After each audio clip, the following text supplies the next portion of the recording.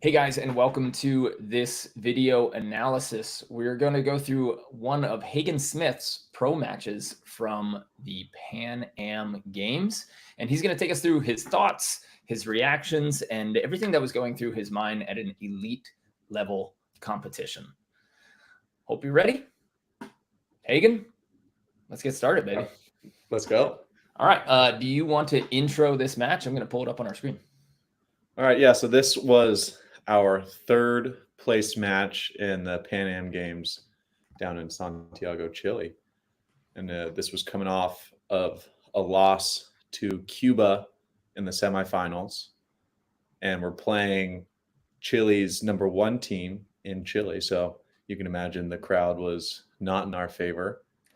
And so we knew this coming in, and we're ready for the chirps and the cheers, even though it was mainly in Spanish, and maybe we didn't understand as much, but we knew what they're saying. And I've played this team a few times in King of the Court, and I know, they're fast, they hit hard, they're explosive, they can get on it from the service line.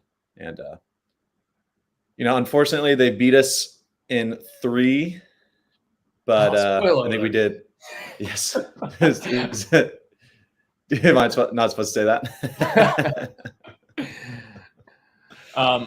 So this is a huge audience, right? And you said that for what you didn't expect was how big the televised situation was on this. I know I was talking to Logan at one of our camps, and he said that he didn't realize that this was on network television. All these games were on network television in that country, and you guys became completely recognizable in public during and after the Pan Am Games.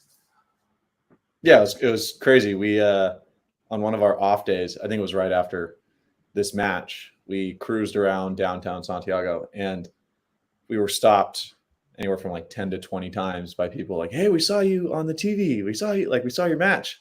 And all we knew at the time was it was streaming on Pan Am website, but you had to go search for that. But apparently, yeah, this was on like national cable, like maybe some of the biggest the biggest channels down in potentially South America. So it was really cool to kind of look back at that. And then we kind of got the gist of it in the match with the whole production that was going on. But to confirm that with all the people that came up to us, it was really cool. Nice.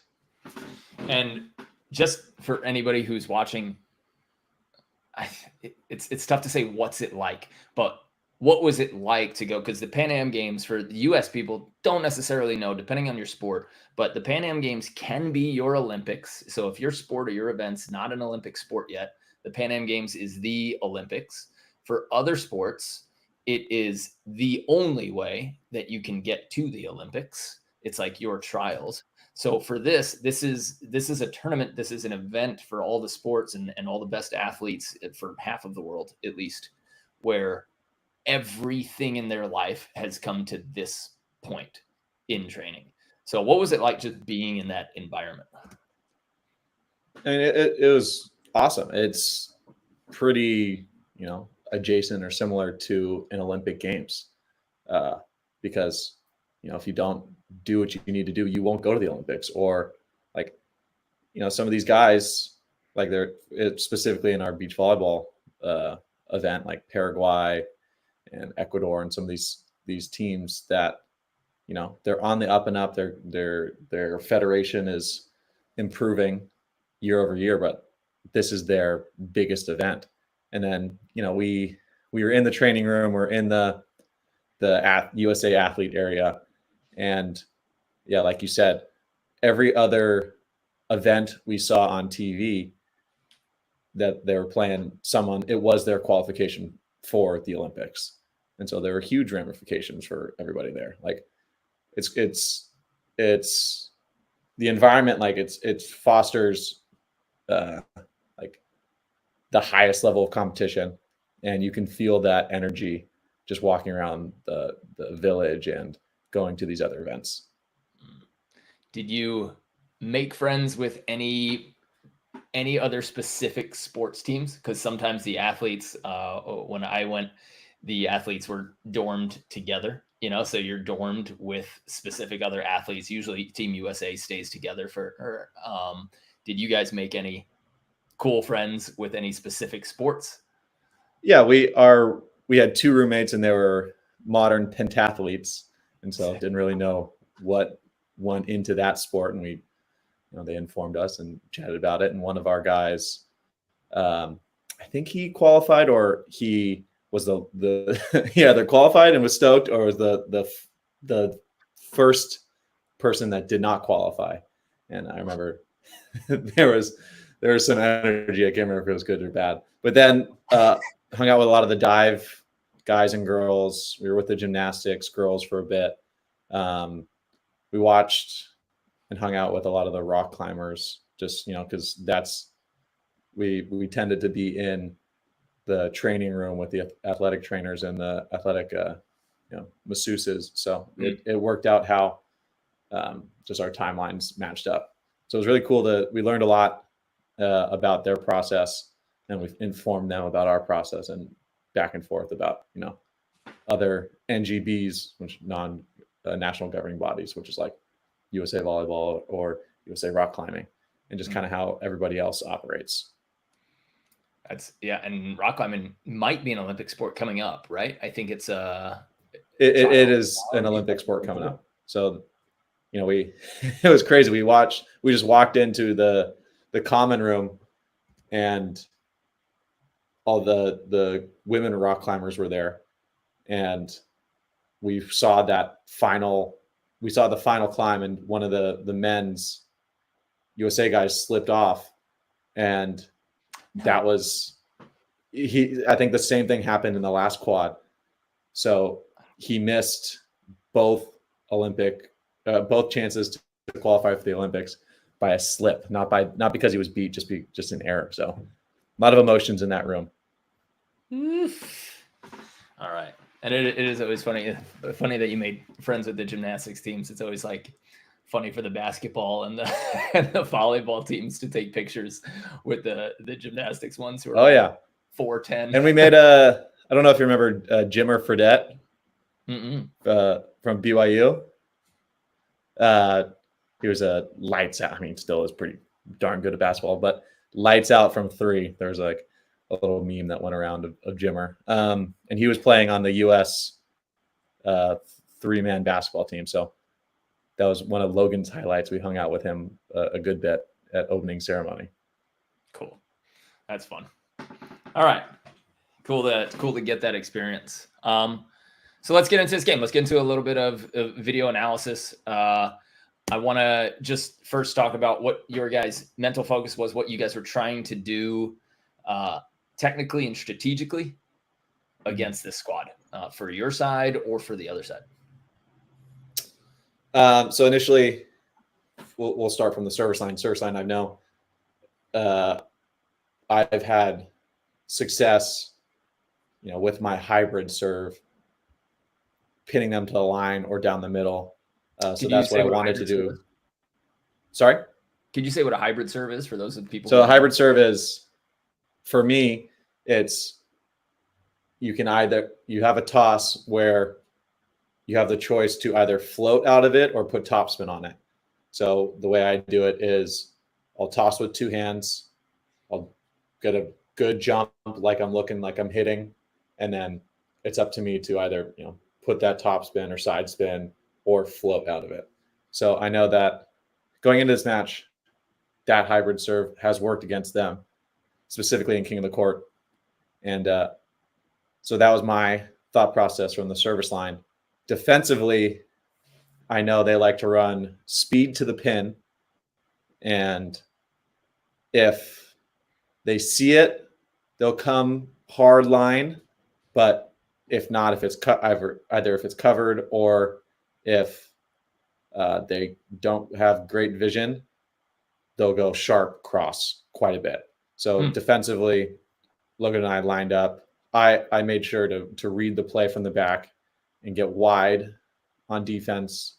And if I started wide, I knew the secondary shot was a high line, especially against Esteban, who was the defender. So I think we challenged Esteban quite a bit. And especially in one of the games, we really had them dialed in. Or I had them dialed in on defense. I think I dug 80-90% of their first ball attacks, or at least it felt like that. How do you defend somebody who's spreading the court so well? Somebody who's going sharp angle, and then his counter shot is high line. Sometimes for some people that court just seems like it's a football field that they have to cover. So what's your mentality when you know that this guy's just going sideline to sideline on his two best shots? Yeah, you have to, especially if they're spreading it out like this, you have to be okay with giving up something, right? If you're going to go prepare for that sharp cross, you need to know that if they're bouncing line, you're never getting that. If they hit a good line shot and you work from like good to great, you're probably not going to get it. So you have to be okay within the range of what you can do to play your best defense, because at the highest level, you don't need 7-8 digs to win a match. Sometimes it comes down to 2 or 3 digs, 1 to 3 blocks, a good serve, and barring that, you're siding out pretty well as well. Yeah, right. Usual EVPs. I mean, you're averaging to win an AVP usually somewhere in like high 5s per set. Yeah. And maybe 6 if you're playing an unbelievable tournament. But you don't necessarily need more than 1 dig every 7 or 8 points. And I think people get obsessed with trying to dig every single ball and not having that emotional patience to say it'll come. I remember Ricardo and Hagen both saying separately when I was practicing or playing against them, both saying, just wait, it'll come. Just wait, it'll come. Yep. Same thing not my dad would having say. that we have to do it right now, just understanding that this is going to be a long series, even though it's happening fast. 21 games to 21 can feel short sometimes, but understanding that we need to not worry about that thing that just happened, and understand that this is a strategy that's going to work out over time, and that no one's going to be perfect for 2 straight sets. We'll get our chance. So it takes a lot of patience though when you're when you feel like you haven't touched a ball in 4 attempts. It's tough in the moment. You're hungry, adrenaline's going, your brain's telling, like your brain is tricking you and just thinking, we need to do it now, instead of, even if you start the match with a specific system or mindset, once just you get more input, it's tough to stay on track. Okay, cool. So being patient, playing him wide, knowing that he's going to have some angles, and then serving some tough hybrids from him. All right, now I'm going to use my cursor, and if there's anything that you want to look at as we're going through this, or any specific points you want to make that you say, this is exactly what we were trying to do, this is exactly what we were trying to avoid, and then maybe steer your mind towards what adjustments they made, what adjustments you made that you were upset about looking at backwards, or that maybe you didn't even see in the match. So we'll treat this just like a regular film analysis. All right.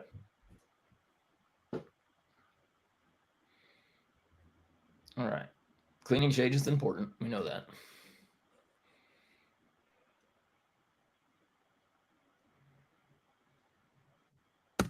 Nice little pokey over from Logan. You like that? So it looks like you're set up there for a pretty good option because of the way that your chest is facing nice and forward. And was Logan trying to set you up? It looks like he's kind of swinging his arms, throwing them high to your right shoulder. I don't know if he's just fighting off a serve there, or if you guys were trying to pass high and wide for options. Initially in our first little part of that conversation, I go on 2 early 2 times, and I get swatted because I came in, we'll say, soft, and not with the intention of just getting on that ball fast. And in my experience, when I go on 2, if I get on it fast, if I swing hard, I tend to have a much better success rate. And so I think maybe at this point in the in this game 1, I started to get a little hesitant because I know I've played these guys and I've gone on to many a time and it's worked, but it's when I've gone fast and gotten on that ball. So like you said, that one pass we saw from Logan, good opportunity. I like mechanically was facing, could have been a good opportunity, but I was at that moment a little bit hesitant because it hadn't worked earlier. Okay. What's your mindset on that? If something doesn't flow early, are you a Kobe, just keep shooting the type guy? Like try it again. We know that it works. Or do you say that's not working today, so we're going to change? Or do you get to that, but then you're upset that you did that, that you're upset that you said, oh man, why didn't I go back to that when I know I do it well? For the most part, I like to just, keep going at it unless they have a huge read. Like I said, the two that he got, he went straight up with his block and swatted high because I tried to keep that ball high, but I gave him the opportunity to go reach that block instead of, I could have got on that ball fast. And if he's blocking not over the net, but just straight up, it's going to be a tool every time. So looking at this, I'm a little upset that I didn't, keep the hammer down. If, like I said, if I'll change if they have that read, but if it's just our side of the net that's making that, that is not converting, I think I can just go right back to it. Defend or in transition, or just in general, my first instinct is, I have an idea, like I want to go out, I want to go swing high hard, and that's if I don't see anything. And I think I can always come back to that. And unless, so it's more based on, are they super effective at shutting me down, or correct. Am I the one who's screwing this up, and can I do something to fix it? Yes. Okay. Yeah. Cool. Good way to think about it. And it's tough to suss out in the moment. I think if you haven't been through a lot of battles where you wonder, like, is this just because I suck? Is this because they're so much better than me? Is this because they've got a read? And I know personally, I've played against some blockers that just absolutely had my number. Yep. I mean, like whatever they did, they got a touch and I couldn't see them.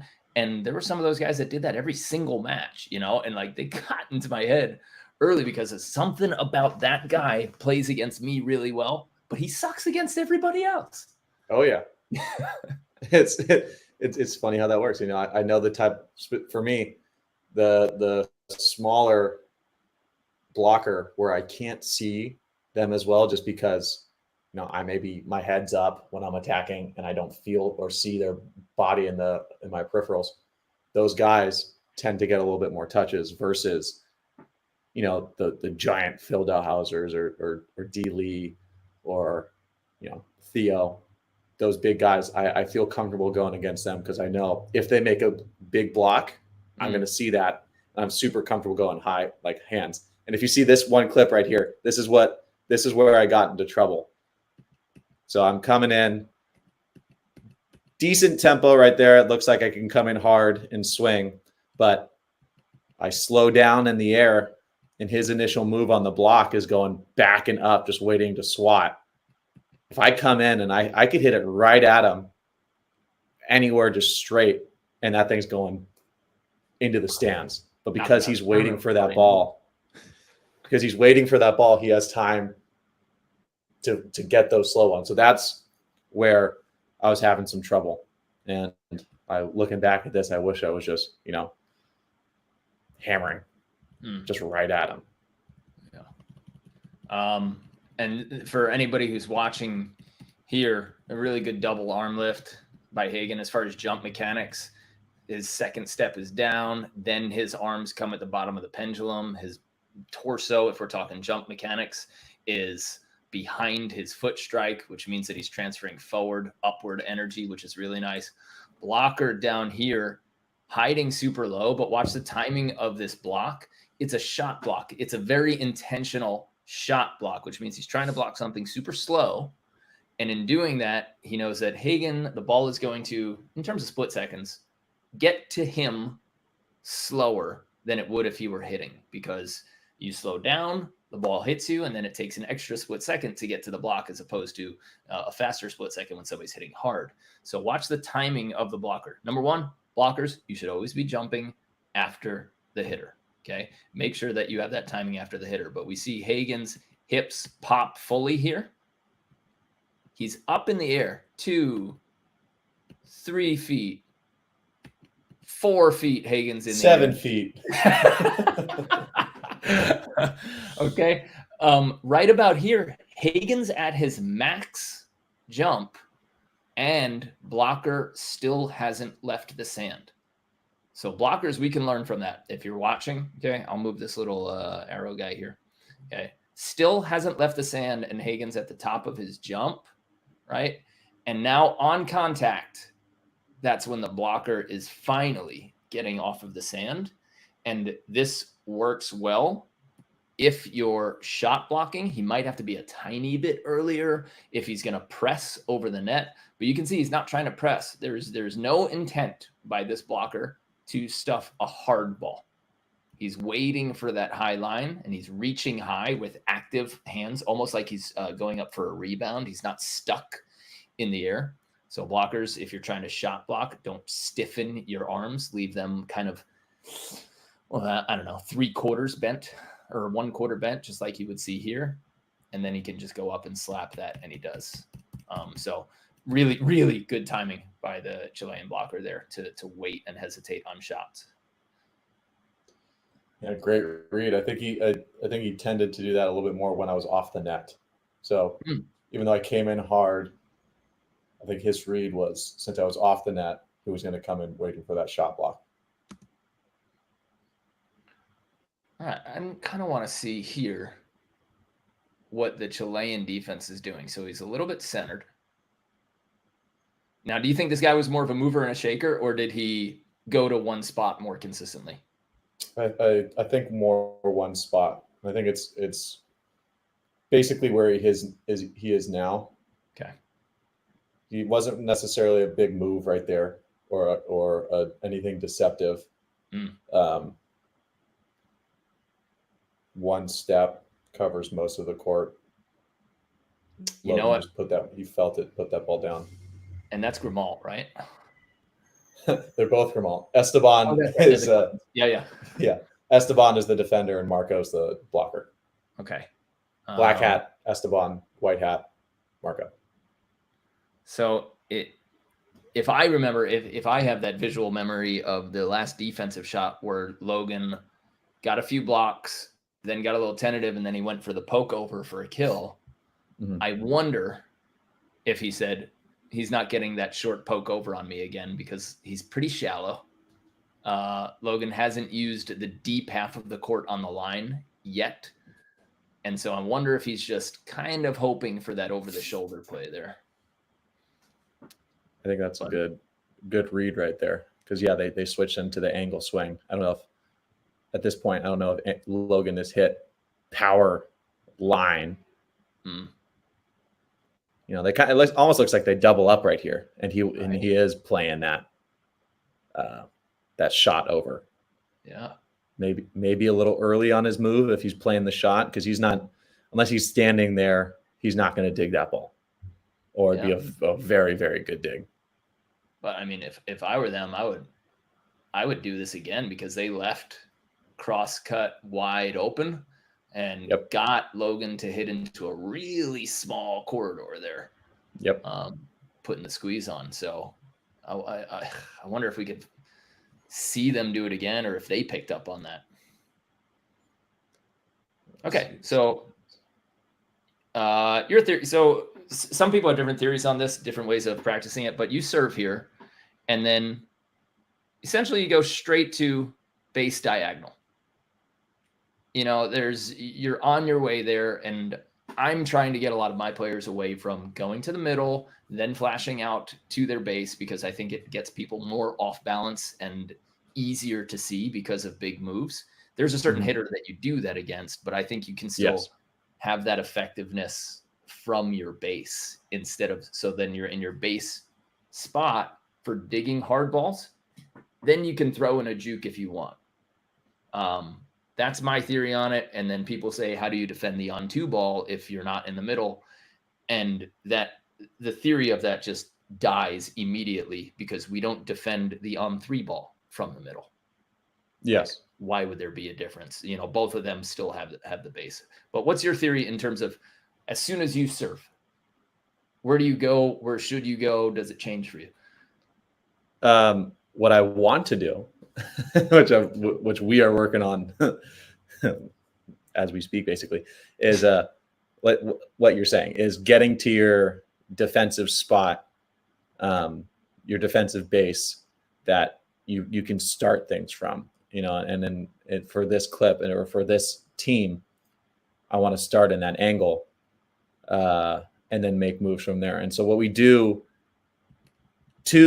depending on if the team is on too heavy, maybe we switch what my third contact defense is based on what we want to defend on too. But right here, what I'm pretty positive we did is the blocker will have Logan take the angle of the on 2 attacker, and I will take the line. So which then is the exact same as me sitting in the angle of the third contact attacker, and then Logan blocking that, taking that line. So okay. So in this instance, if we're looking at the simplify screen, it. So watching the screen, since Logan's got the angle of the on 2 blocker, that means that Logan should be blocking basically the top of our screen if the on 2 hitter hits. Yes. And that gives Hagen the opportunity to just go right to his defensive spot.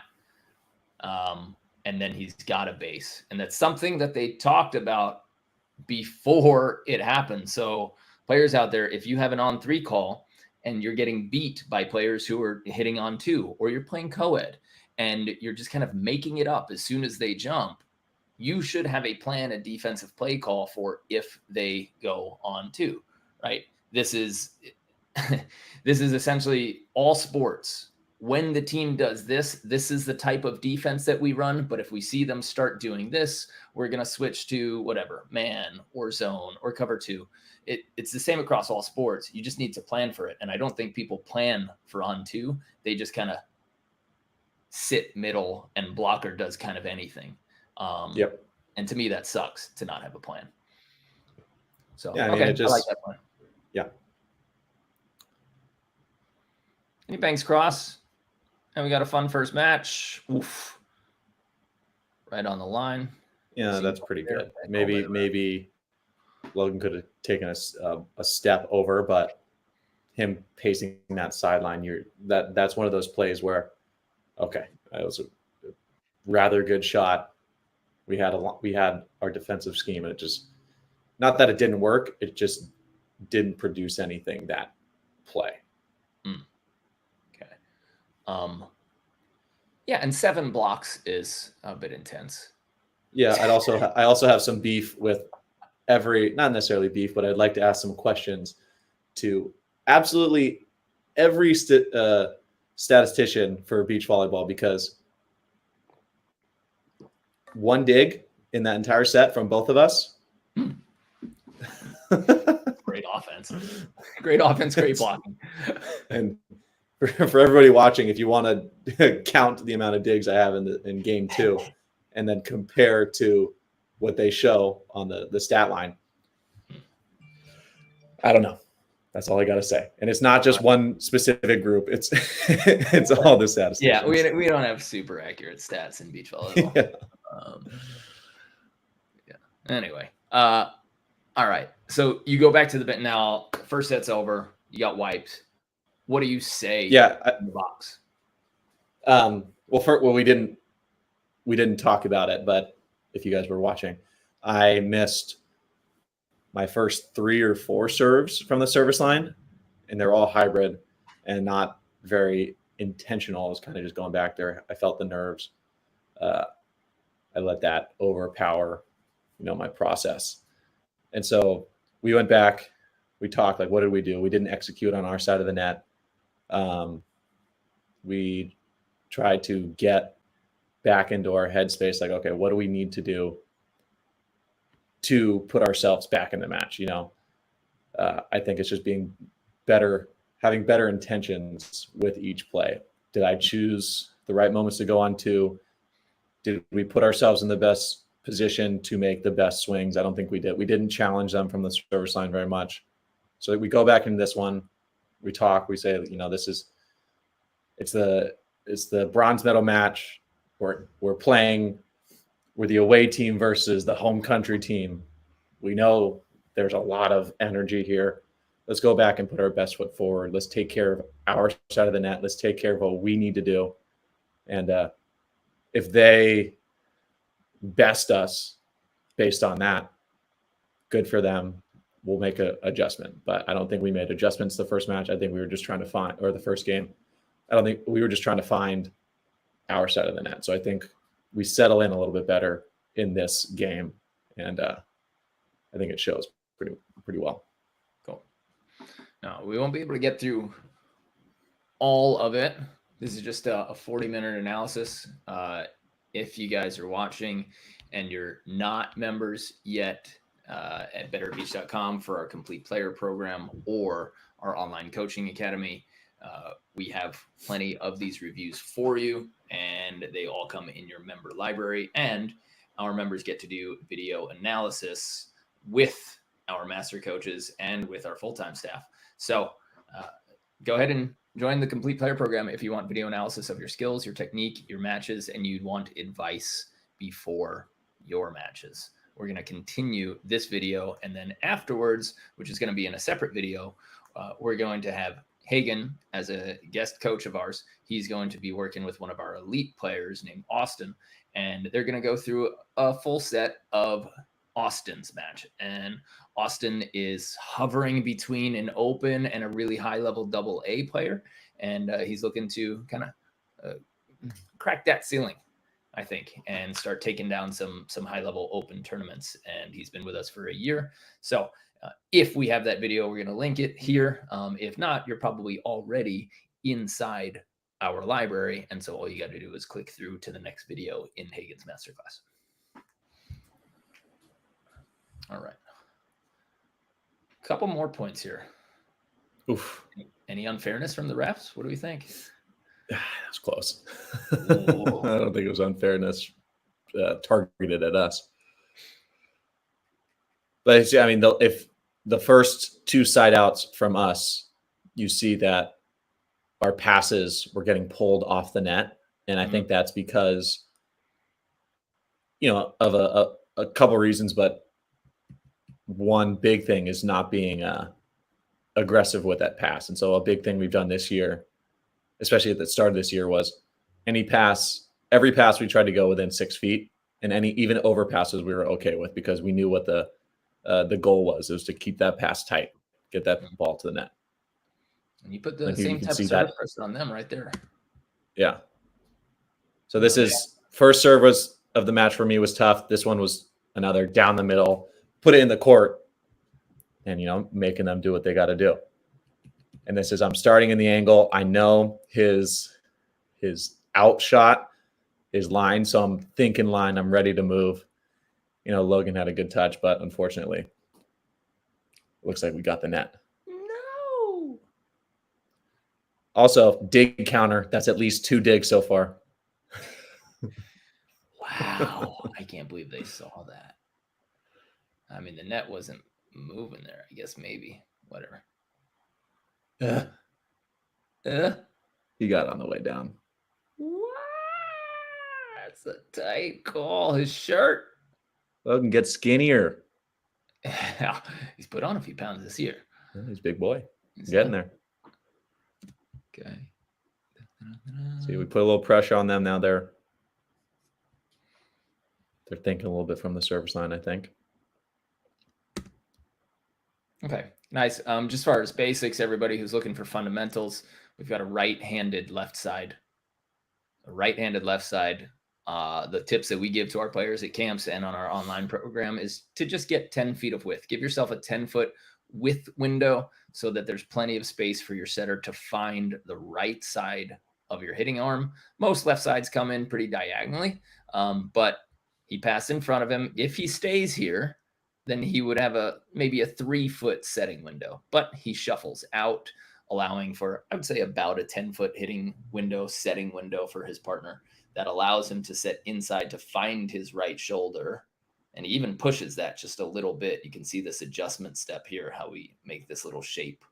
So it looks like the set was pushed. You might not notice that unless you're slow motioning this or you've seen a lot of volleyball, but it doesn't allow Esteban to continue his path and get the hardest hit possible. But he's got great feet to ball, and this is what we call, our adjustment step or our directional step. He goes right, he sees where the set's going in the middle of this step, so then he counters by placing his foot.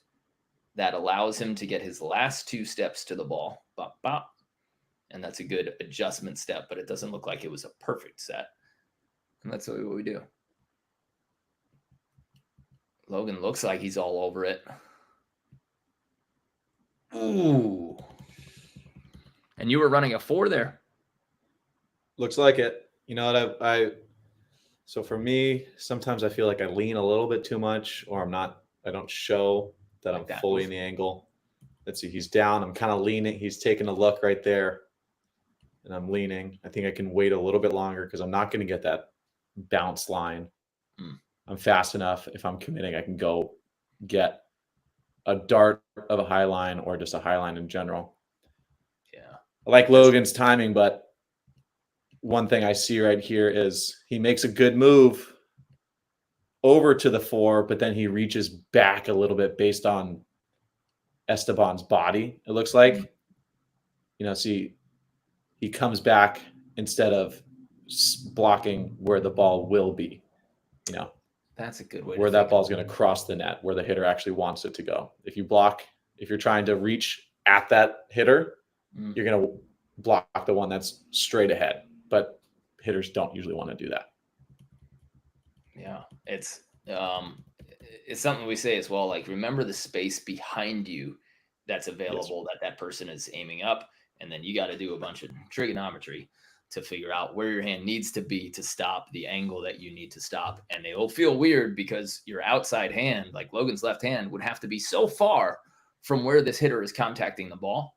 But just like you said, it is where the ball is planning on going. It does get a nice meaty hand on it, and you almost think it was tight enough that maybe Logan could have just surrounded it, very Phil Dawhauser, put your hands like half an inch from the ball so that there is no room to breathe, and then squeeze on contact. Tough to do because you literally have to hover around the ball, and the ball is moving towards you, so you don't know if you can grab it. You don't know when he's going to hit it. But I think if Logan can do that a few more times this year, then he'll really start establishing his height at the net and controlling it there. Yeah, because that's a ball that should be surrounded now with somebody at Logan's height. His hands should be completely just on top of that.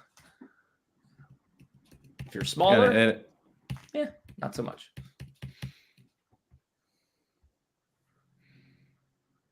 It's kind of what I said. It applies either at a blocker or a defense. Ooh, he snuck that one through. A blocker or a defender, you got to be okay with giving something up. So like we had that call, you got to go. It's more important, in my opinion, to be full wrong or full right than half wrong and half right. Because, if you're half right, you're covering 2 things and you're like, oh, I kind of made the move, but then I stopped. You're never going to get the plays unless you get lucky. So put yourself out there a little bit. I like that. Ooh, another pokey over. I wonder where they're serious now. I wonder, this is the same thing that happened last time. So I wonder if their next defensive play call is to do that double up. Oh, another 4 by you guys. So guys, if you're watching, a 4 is when the blocker shows line, defender shows that he's in the angle or the diagonal, and then on contact or just after the jump, when the hitter can't see us, we've laid that trap, and then that's when we should make the switch. So the blocker then goes in the 4, and the defender tries to get the high line. Most often a 4 is not designed to get the hard driven line. In order to do that, you would have to leave so early that you might give the overcross away. So if you're running 4s and you're thinking that you should be digging hard driven lines, not necessarily. A sloppy hard driven line, maybe. But if you're running 4s and digging hard driven balls or touching them, you're probably leaving too early. And a shooter, somebody who's typically shooting, would see you. So you might have to calibrate that if you're playing against a stereotypical shooter. Look at this press. Ooh, yeah. Love that.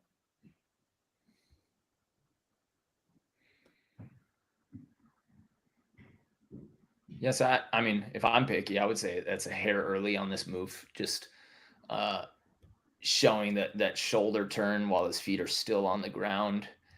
Just depends when that hitter looks. If he doesn't look, it doesn't really matter. If he's 100%, and that's something I struggle. Yeah, that's something I struggle with is patience. You know, like I'm fast. I trust my speed. I know it. You know, you're in the moment, and you're like, I still want to cover, you know, a decent paced ball down the line, but I don't. I have to give that up in the moment. Well, what I really like here is on the adjustment step, how your hips and chest get around to face that hitter. Most people on their adjustment steps, they just worked on that last year with you, Mark. For like 4 minutes. And hey, look what happened.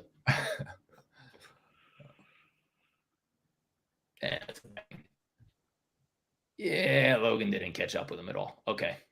I think we left that line clear wide open and then thought he was bigger or closer to it, but the set just kept carrying. It's essentially. Yeah, I know Marco likes to go line, kind of what I alluded to earlier. So I thought we could bait him into it. Just you didn't execute properly. Yeah, we did bait him. Just we didn't set the hook, or we didn't hook him. And to me, that's one of those where do it again. Like, hey, we made the right play. We got the result that we wanted to get. Well, not the end result, but we caused the action that we wanted to cause. Now we just got to do our side better. You know, do the same thing up, but if Logan's now 6 inches more to the right, then that's a block. So it does look like he's taking the very next swing away. He had a really fast adjustment to whatever Logan did, and he was like Esteban here is like refusing to give up the same type of kill twice in a row. He shifts in here, look at that. He's a smart defender. So did the right thing, saw the pokey over the shoulder. Next time Logan hits, or maybe 2 later, they set up the same play, and then he tries to slide in there, and he gets a good chance at that, just misses. That's the one right there. Yeah. It's just fast enough that, you know, Logan got the best of him. Oh, I wish I went on 2 right there. Dang. Man, he played shallow. I think he played shallow because it was tight. Okay. Or he just thinks Logan's being tentative.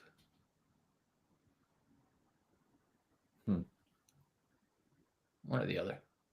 Yeah, I would creep tight on that too. You see Logan with the elbow forward, you know, it's probably going to touch the block, so defender should creep forward a little bit, and a smart hitter should then go deep with that ball. Which he does and earns it. All right, last point here. Just kidding. Next point. Serving Logan again. Got an almost dig last time. Oh, deep middle works. I think I've done that specific on 2 against them 6 times where it's wide and I just right there. That's just tough. It's just a funky angle to dig. Yeah. And it's perfectly in the middle, like right between them. Instead of going generic cross or generic line there, aiming middle when you have no blockers is one of the smartest things anyone can do. Instead, they try to juice cross or juice line. And it's like, no one's going to double up in the middle. So if you got an open net, hammer middle, that should be your A. And then if something else opens up, like a sharp line or a crazy good cut, then okay. But when you're in a fiddle, even when you're not in a fiddle.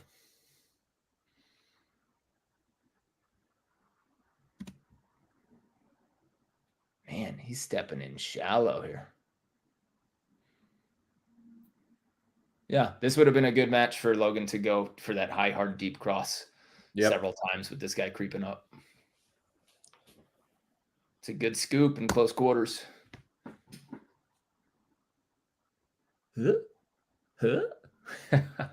Nice. Clean up. Cool. Nice.